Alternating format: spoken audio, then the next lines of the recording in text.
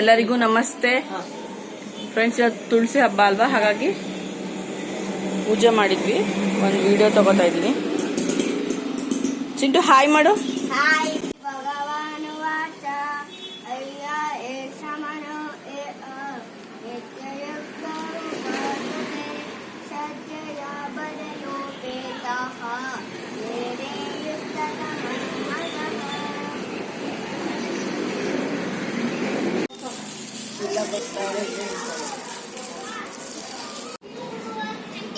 ನೋಡ್ಕೊಳಕ ನೀರಿಂದು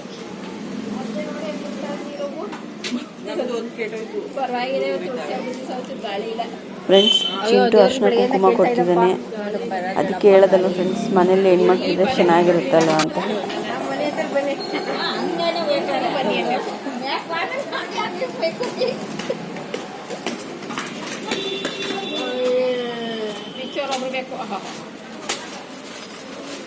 ಫ್ರೆಂಡ್ಸ್, ನಮ್ಮನೆ ಪೂಜೆ ಎಲ್ಲ ಮುಗೀತು.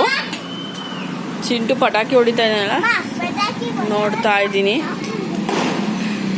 ಫ್ರೆಂಡ್ಸ್, ನಮ್ಮನೆ ಎದುರುಗಡೆ ಕುಂಕುಮ ಕರ್ತಿದ್ರು, ಹಾಗಾಗಿ ಕುಂಕುಮ ತೊಗೊಳಕ್ಕೆ ಹೋಗ್ತಾ ಇದ್ದೆ.